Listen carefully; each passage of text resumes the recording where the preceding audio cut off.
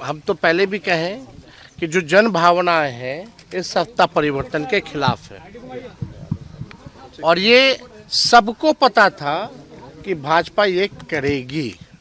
और भाजपा जिस जिस सहयोगी दलों के साथ रही है, सबसे पहले अपने सहयोगी दलों को खत्म करती रही है। चाहे तमिलनाडु में AIADMK हो, शिवसेना हो, महाराष्ट्र में अकाली दल हो, या बीच में आपकी महबूबा जी थी, उनकी पार्टी में आपके चौटाला जी की पार्टी। तो कहीं भी आप देखिएगा, नॉर्थ ईस्ट वेस्ट साउथ चले जाइए, भाजपा जो है पूरी तरीके से RSS का एजेंडा जो है वो लागू करना चाहती है। मशीन तंत्र के साथ ये लोग चुनाव पूरे सिस्टम को कॉम्प्रोमाइज़ करके बीजेपी का इलेक्शन कमीशन को सेल बना करके जो है, समझिए कि इलेक्शन कमीशन सेल बन जाता है बीजेपी का हर चुनाव में, पूरा दुरुपयोग करके लोकतंत्र को ख़त्म कर दी है।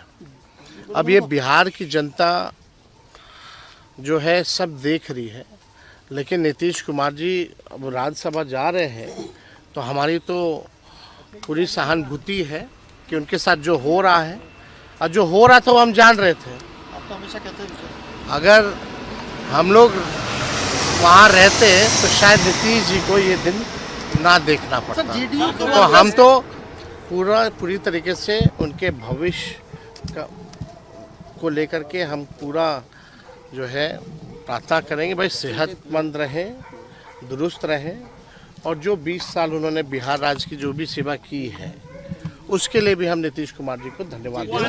बिहार का जब चुनाव हुआ तब जो साजिश रची गई, जो तंत्र मंत्र, और जिस हिसाब से पूरी तरीके से धनतंत्र जो है उस चुनाव में लगाया गया, पूरा सिस्टम के खिलाफ हम लोग चुनाव लड़ेंगे। और हम लोग ये पहले से कहते थे कि चुनाव में जिस हिसाब से इन लोगों की जीत हुई है, धनतंत्र की जीत हुई है, मशीन तंत्र की जीत हुई है, ये एक एक NDA के घटक दल सब लोग जानते हैं कि उनकी जीत इस चुनाव में कैसे हुई। अब हम इतना कहना चाहते हैं, जो हम लोगों के सामने जो समाचार आया, नीतीश जी ने भी पोस्ट किया है कि वो जो है सदन जाना चाहते हैं। आप सब लोगों को पता होगा कि हम शुरुआत से ही जो है इस बात को कहते रहे हैं कि चुनाव के बाद जो है नीतीश कुमार जी को भाजपा के लोग मुख्यमंत्री पद पे नहीं रहने देंगे। हमने उस समय भी कहा था कि ये महाराष्ट्र मॉडल जो है रिफाइंड तरीके से बिहार में जो है लागू करेंगे। आज वो बात जो है सच हो रही है, और जो जन आकांक्षाएं हैं इस सत्ता परिवर्तन के खिलाफ हैं। सभी लोग, जो भी जन भावना लोगों की है, इस सत्ता परिवर्तन के खिलाफ है। हम नीतीश जी के साथ कुछ दिन काम भी किए, उप मुख्यमंत्री भी रहे, लेकिन ज़्यादातर जो है हम विपक्ष में रहे।